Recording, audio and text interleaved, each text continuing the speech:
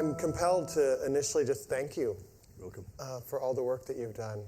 And my guess is, as I think Vishen had mentioned before, there's not a gratitude lobby in the same way there's no mindfulness lobby that's funding you to move forward a lot of the efforts that you're moving forward. So I feel compelled just to thank you for all the work you've done so far.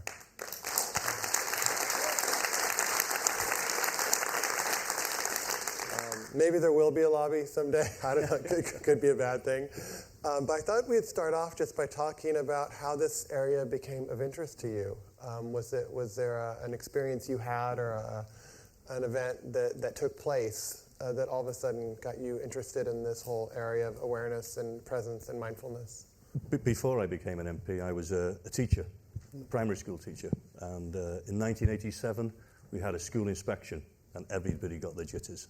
So the school nurse came in and gave meditation. It wasn't mindfulness, it was just attention and release through the body meditation. To the staff? The staff, the whole of the staff, from the janitor up to the head teacher. So we had this as a staff, and then I thought, that's good. So then I took it into the classroom. And in those days, back in the 80s, we had classes of up to 39 people. 39 pupils, sorry.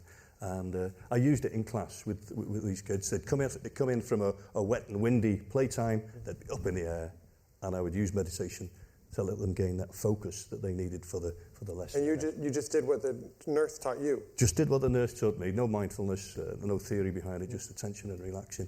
I then used it in religious education. I was a vice principal, deputy head in a Catholic school, 500 pupils, 300 juniors in front of me. I'd get them to meditate and then visualise. And this is in what part of England? This is in Wales, in my hometown of Rhyl. So it had fantastic results. The perspectives that you can get from 9, 10, 7-year-olds was absolutely fantastic. I used it in art and craft, in physical education, games and sports. At the end of the day, if we had a game of football or in the gym, I'd get them to relax at the end, and the children would walk through the doors as calm as anything. And their parents would say, "What have you done to them?" Wow. so that was the experience, and I think I kept it up for about 4 or 5 years. And then about 7 years ago, I was helping my daughter's nearly 20 now. She was about 12, and she was doing comparative religions. And I'm a practicing Catholic myself, and I came across Buddhism, and I started to do some theory to help her, and then mindfulness, and I was totally switched on, reconnected with what I had in 1987, and it was a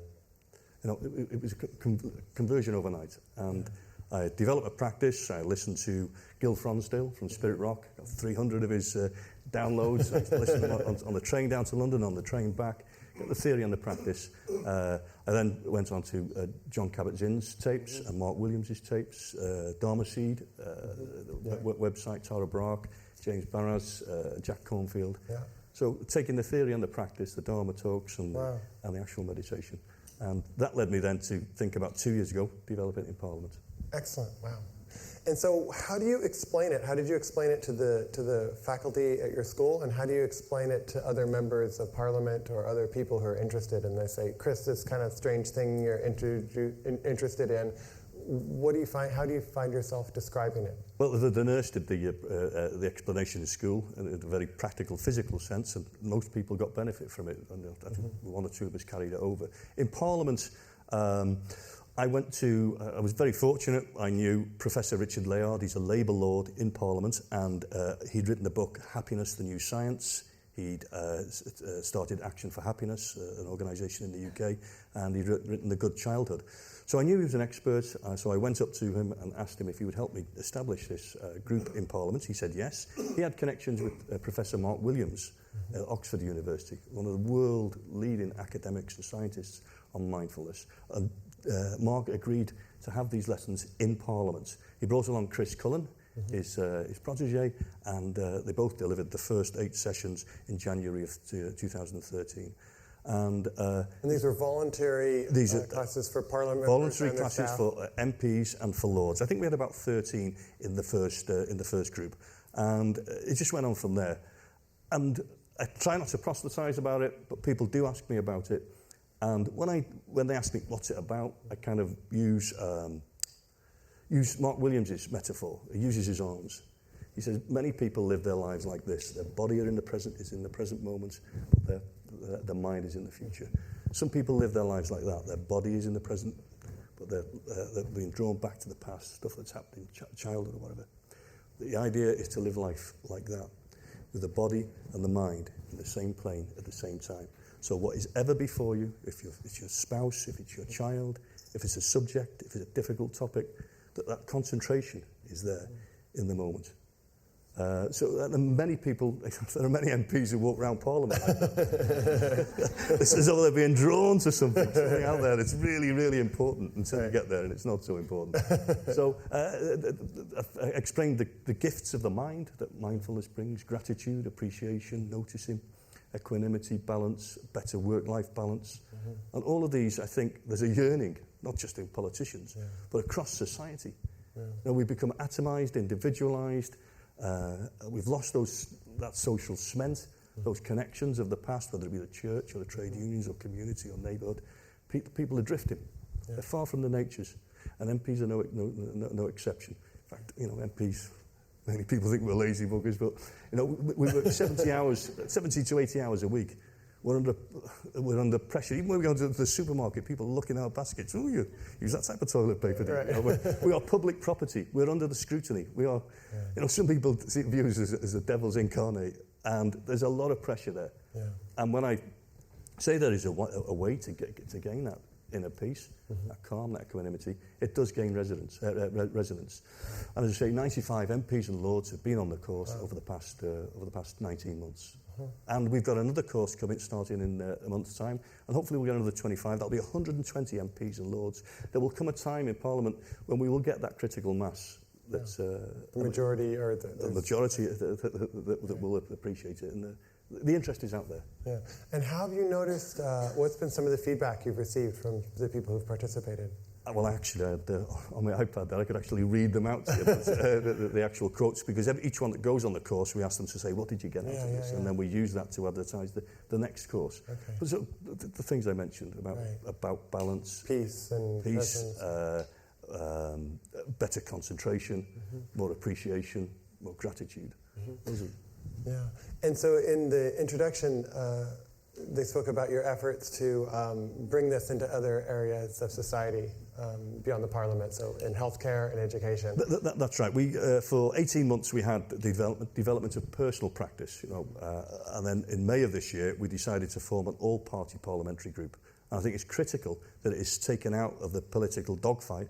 And I'm a dogfighter as much as anybody, but on this issue of mindfulness, it needs to be taken out of the party political sphere.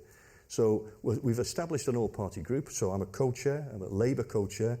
Tracy Crouch is the Conservative co-chair, and Lorelei Burt is the Liberal co-chair. Wow. So we've got 3 co-chairs across all the 3 main political parties, and I think it's important that I've been practicing for 6 years. My practice isn't that in depth, and I realise that. And we've got the Mindful Initiative, which is about 20 academics, scientists, practitioners, writers, journalists, who have got some of the practice going back 20 or 30 years.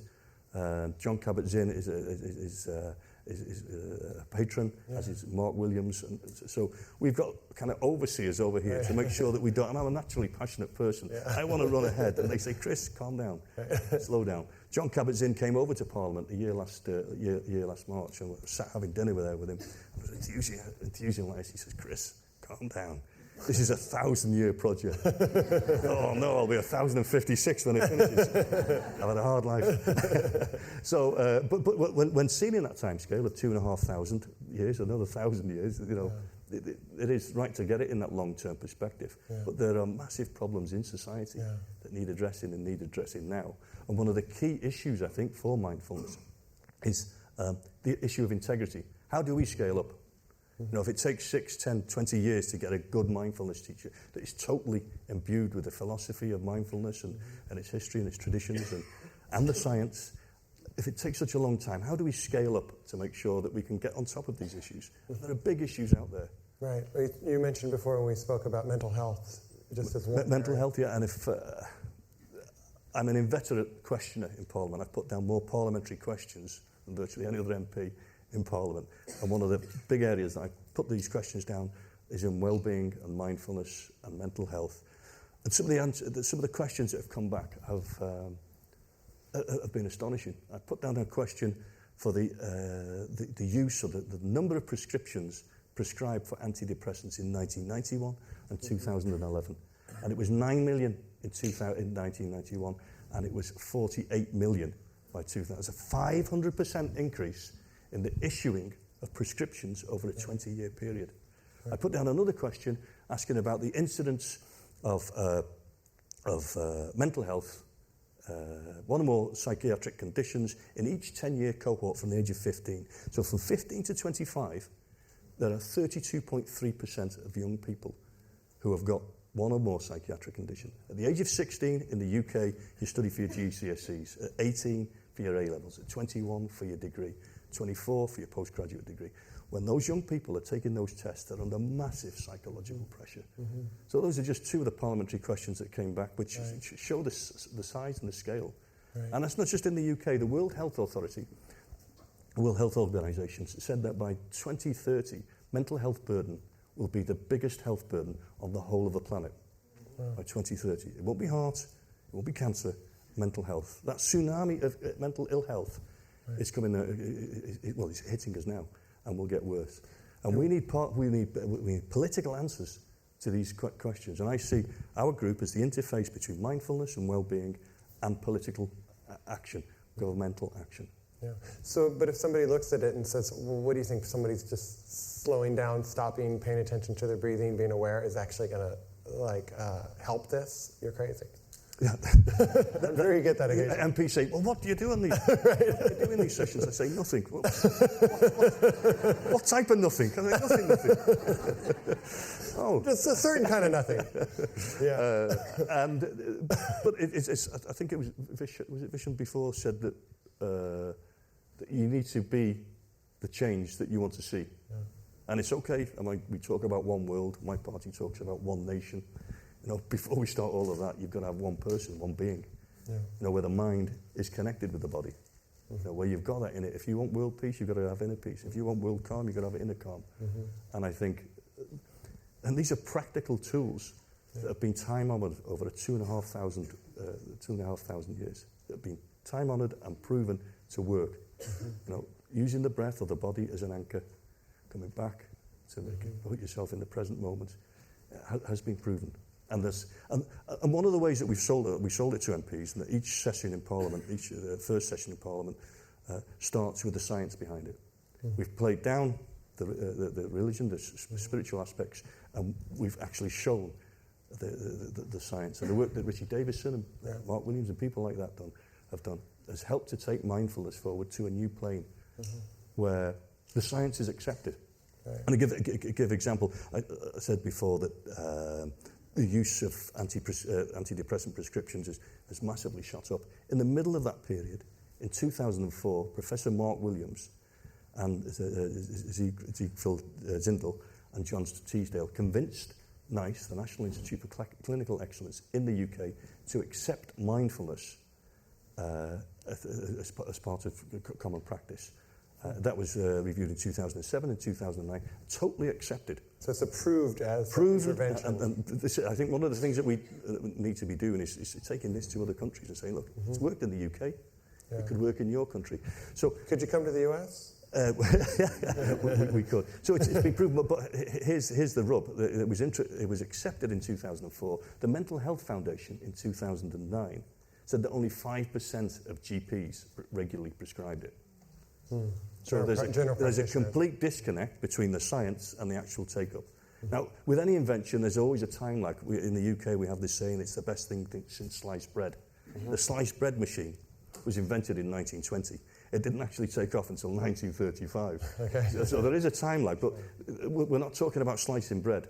We're talking about people and their mental health. So I see it, one of the main tasks for us as an all-party group is how do we, within Parliament, within government, how do we convince the higher-ups in the health service to accept this, and how do we in our communities, in our constituencies and in our regions and in our local authority areas to say to those who are implementing it on the ground, look, this is accepted, get on with it. Right. I've done a freedom of information request, which is just, the answers are just coming in at the moment, to 100 health authorities across the UK, asking them, how many antidepressant prescriptions have they issued? What's the population of that area? And do you have mindfulness available? And it's not a good story. You know? It's not a good story 10 years on. Yeah. And we need to change that. Yeah. And I'm curious, because I get, how do you balance, do you feel like your own personal mindfulness practice allows you to be inspired and to help be a promoter of it? And how do you notice when you're promoting it out of like, come on, damn it, like, come on, get this to happen now, you idiots, which I'm sure must arise, and then your own thing of being both patient but also passionate. It is, and that's one of the criticisms that have come from one or two MPs. He said, so Chris, you want me to be calm and quiet? You want me to lose my passion? And I say, no, that's not, and it's as I think it was one of the previous speakers before. Carl, maybe. Yeah, it was Carl who said, you've got to get the tempo and pace right.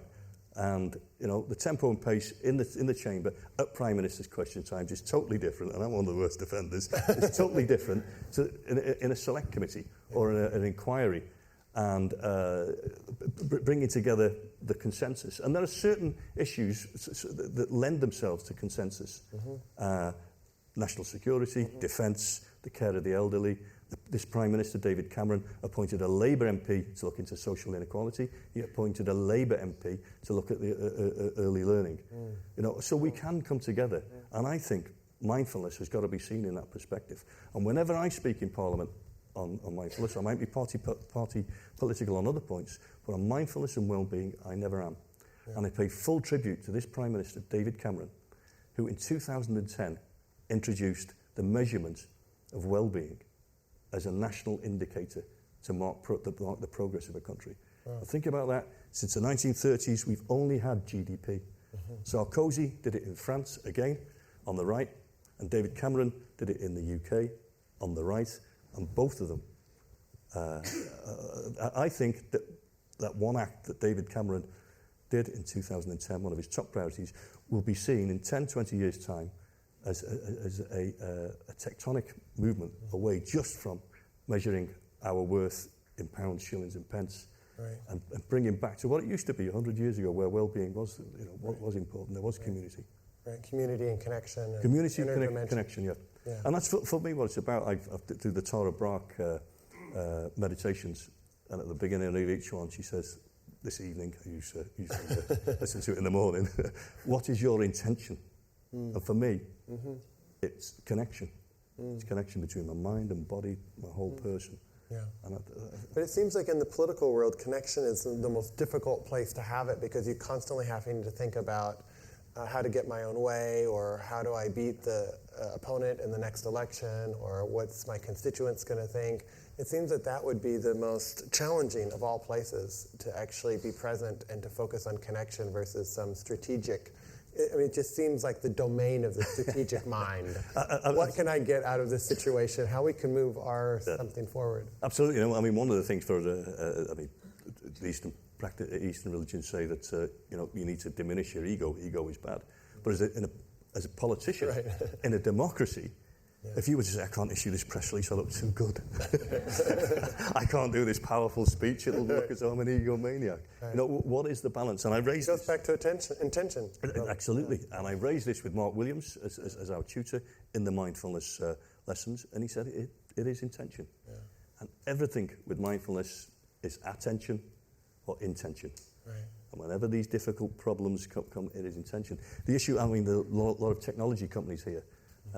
I was at a conference with John Kabat-Zinn a year last March in London, in Friend's house, in the Quaker House, on education.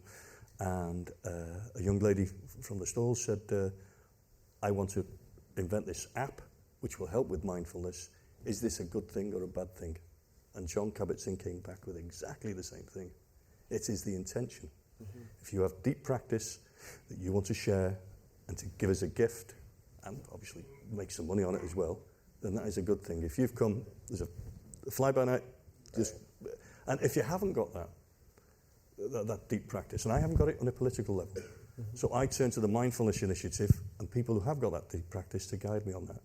So if you are an entrepreneur and you do want to develop apps and use modern technology, then if you haven't got it, then buddy up with somebody who has, so that you will go in the right direction. Because that scalability is a big issue for mindfulness. You know, there are people out there who need it now, this very moment. 90% is another parliamentary question that came back last week. 90% of prisoners in jail have one or more psychiatric condition. You know, they are literally a captive audience. You know, they're there 24 hours a day. A lot of it either in a cell by themselves or with somebody else. You know, why not give them mindfulness? Why not give them that inner peace that perhaps they've never had in their life? And you know. And are there openings in all these different areas? There are, and that's the other way I try to reel MPs in. I'll have a look what they're interested in. And if it is criminal justice, if a shadow minister has got a portfolio with criminal justice, I will say, you know, these are applications for you. They've never been tried properly in the UK before. You could take these forward. If it's in education or in healthcare. And we've had good resonance right from the very top. And again, on a non-party political basis, we have gone, the all-party group representatives have gone to Conservative ministers, Liz Truss, Conservative minister, and asked her to look at mindfulness in education. And she's doing that. She said positive things. David Laws, a Liberal Democrat minister, has said positive things about mindfulness and resilience. John Kabat-Zinn, when he came over last March, met with Andy Burnham, the Shadow Health Minister, Kevin Brennan, the Schools Minister, John Cruddas, who's developing our manifesto. And again, positive meetings. I am amazed at the positivity and the lack of negativity. I was expecting some Mickey take, and I get the odd and stuff like that, mainly from my mates. Right. But you know, they're open doors to push it. And I think with all. Sorry, go on. Well, I'm just thinking because I think some people would be hesitant because they would be in your next. I don't know when the next election you have is, but people would be worried that whoever their opponent is would portray them as this person who's a fanatic out to have this other agenda rather than the needs of the community. So has there been response from you coming out more forthcoming about this area? I don't mind if people want to portray me as a fanatic that wants to get on top of the issue of 32.3% of adolescents and young people having psychiatric conditions. I don't mind people portraying me as a fanatic that wants to reduce that mental health rate of 90% amongst prisoners. I don't mind if people say I'm a fanatic because I want to reduce the number of antidepressants that are being issued. You know, those are my goals. And most MPs, if actually virtually all MPs, I think that's why we haven't had any backlash, is because they realise, you know, people are far from their natures. People have lost soul.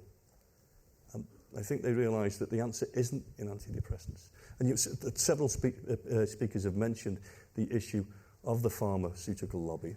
And the actual figures are, I think, for pharmaceutical turnover, it's £350 billion a year. £20 billion is spent on lobbying. And some of them have been actually fined, 2.9 billion in one case, you know, for not lobbying in a correct way. And as been said before, here we are, the mindfulness lobby or the gratitude lobby. The mindfulness initiative of those 20 professionals, every single one of them doesn't get paid a penny. They do it because they realise this is a worthwhile cause. You know, and that's why you do it. And that's why I do it. I realise that there's all of this unrest, personal unrest, societal unrest throughout the world. And a lot of it could become overcome with mindfulness policies. Wow.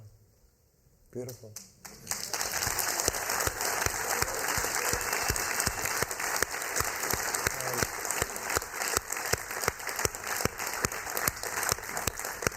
So we have some time for questions. If you have a question, raise your hand. And if you're in the back, if you can kind of raise and wave your hand, because it's a little more. Should we start at the back? Right at the very back. Right at the very back. All right, here comes the fly. Watch those lights. Let there be light. Oh. There's a little place to speak at. It'll tell you. Does that work? Oh my God. Yeah. I'm Utah. Chris, I'm such a great fan of you, and I'm a great fan of you as an ambassador for the whole cause. and to stand in front of so many people and be courageous in front of everybody. My question to you is, what do you need from us, and what would you like us to do as mini ambassadors and mini Chris Ruanes going out of this room here? Well, Tim Ryan, and I pay tribute to the work of Tim Ryan. Tim Ryan was a congressman in the US, in Ohio, is it? Ohio. In He Ohio. wrote a book called The Mindful Nation, or A Mindful His Nation. book, The Mindful Nation, and I recommend it to you all, and I'm not on commission. At the end, he deals with mindfulness in schools, mindfulness in the health service, mindfulness in defense, and at the end of each chapter is a list of actions that the individual can take. So if it's in school, go to your local school board. In the US, they have school boards. Go to your local head teacher and say, look, here's the evidence. Can we introduce it here? And I think if you had a look at that book, it's a recipe, it's a prescription for political action on a personal level. They think global, act local. That's exactly what Tim has done in that book, and it's something that we need to replicate in this country. Yeah, great. And do you personally, I mean, that's a wonderful thing for all of us. Do you personally need support in some capacity in your ideal, like Avishan did the visioning of your perfect day? You can all come and help me. Or of 3 years from now. Is there anything that you, I don't know, is there anything that you could support you that would be helpful? Well, we intend, we've been approached by the Dutch Parliament, or by members who want to introduce mindfulness practitioners who want to introduce it to the Dutch Parliament, and also to the German Parliament. So next Wednesday, I'm going to the Dutch Parliament with Chris Cullen and Tracy Crouch, who's Conservative co-chair, to talk to them about it. Wow. And then at the end of October, we're going over to the German Parliament. So if there are people from Holland or from Germany who think they can help move that on, let me know and I'll pass it on to the coordinators for that. We've also started it in the National Assembly for Wales, which is like the Welsh Parliament. So they're starting a group in the National Assembly for Wales next week. There's 60 members of the National Assembly. I think 6 are going on the course. So it's 10% in one shot. It's all right having the science, it's all right having the research, it's all right having the practice. But if it's not being taken up because of lack of political will, then that's a grave injustice to that society, to the planet. Yeah, excellent. So do you want to bring the piece down? We have someone else has it. So we'll just stay up there and we'll work our way down. A question for Chris. I've attended some of your parliamentary meetings on mindfulness. And my question to you is, what are you going to do about the postcode lottery as regards mindfulness? Yes, it is in the NICE guidelines, but when you take those guidelines to your GP and he says, postcode lottery, you can't get it in this borough, what are you going to do for those chronic pain patients and other people like myself who need it and can't access it in their local boroughs?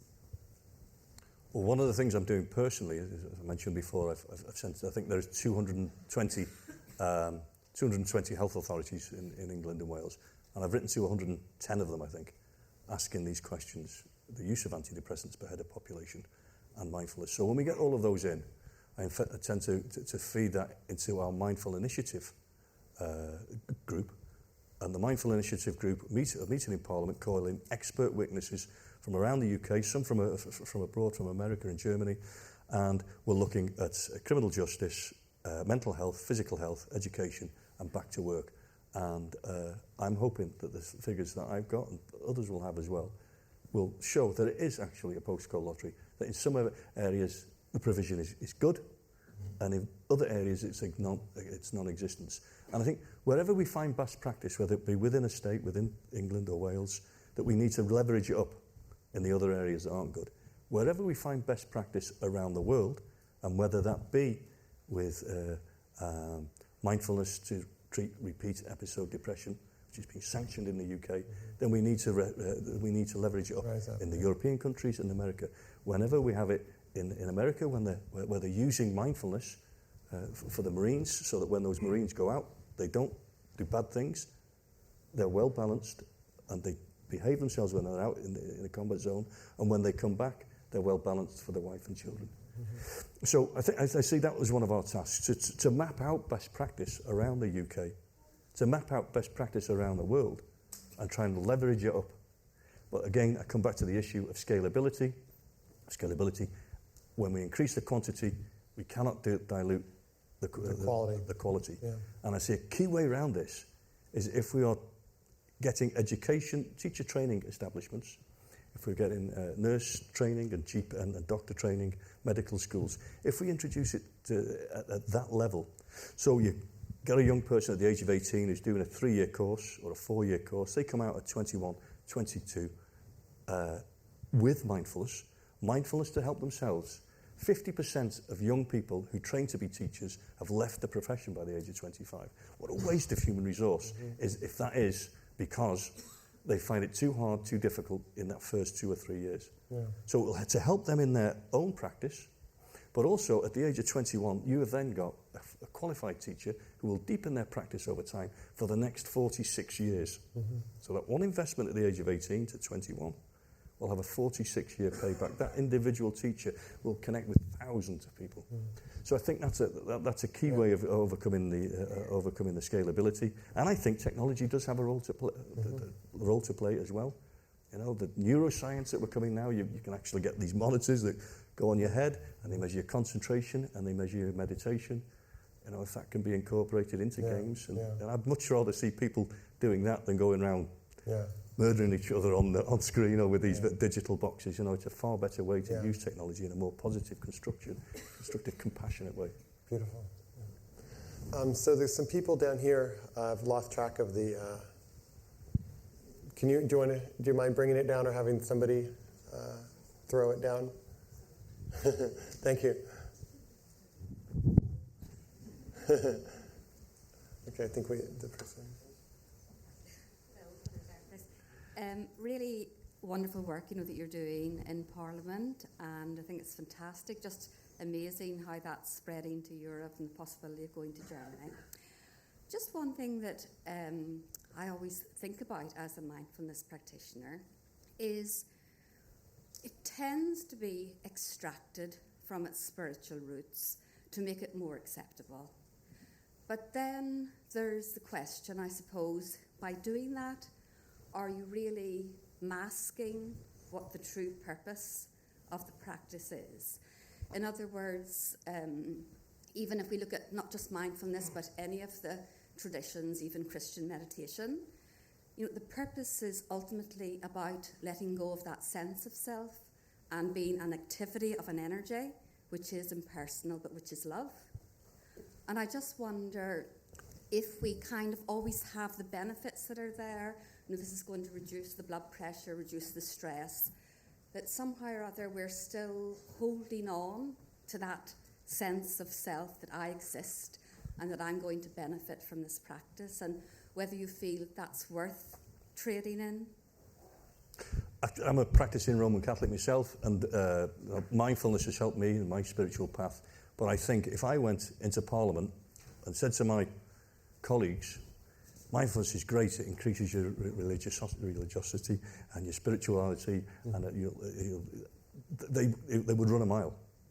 You know, we explain it in terms of the science, and then people can rediscover or reconnect perhaps with a religion that they've left behind 10, 20 years ago. It does, you know, it increases your spirituality, it increases your connectedness with yourself, with your family, with your community. I just think I live in a real world. I'm a politician, hard-nosed politician, and that is the reality in Parliament. If I introduced it as a religious practice, I would have very, very little traction. And if I headed it with a Dalai Lama, and the Dalai Lama has been to Parliament, he said I was a very wise and a very old man. I said Dalai, I didn't mind the wise bit, I wasn't happy with the old. You know, we could have led with it, we could have endorsements and what have you, and you know, once we're on our own 2 feet and we feel stronger, perhaps that connection will be made. But I think, you know, it has to be explained in the terms of pure science. And if I'm taking the case to ministers, I say, Minister, we've got this great religious practice and it's fantastic. Will you buy into it? Bearing in mind what Alistair Campbell said, Tony Blair doesn't do God. You know, and That's hard. But in British society, that doesn't go down well.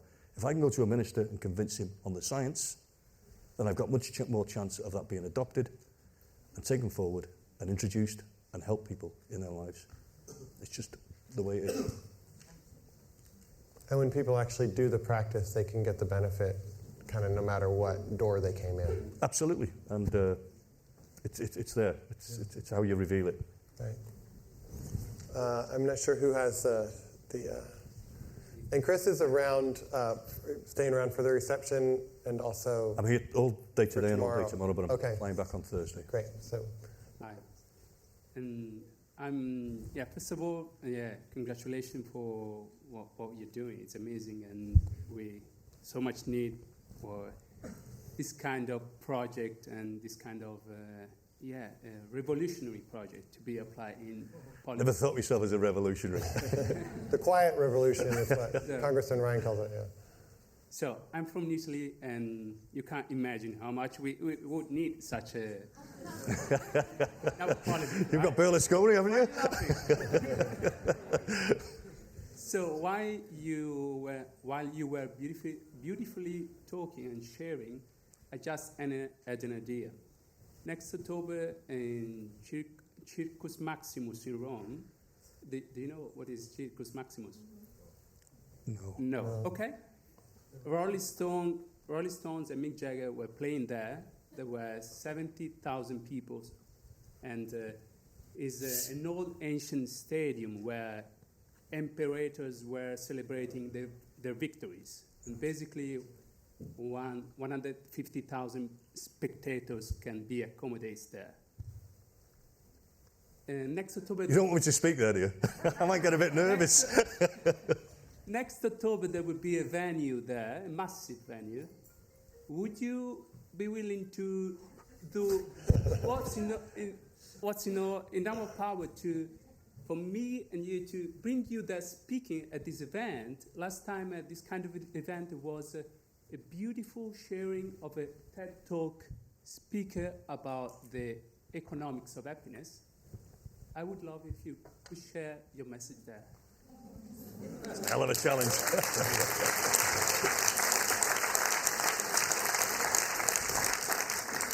And that's a year in October, yeah? Not this October. This October. The 12th of October, 3 days event. Right. I'm booked. I'm going to Germany. To the German Parliament to say about mindfulness. So unfortunately, we're out of time, so I'll let you find him in his calendar at the reception tonight. Sounds like a beautiful initiative, yep. But the double zeros are showing here. And we have one more talk before we open it up for our reception in the garage. The garage. But before we move on, I want to thank Chris for coming and for sharing his experiences and his stories. And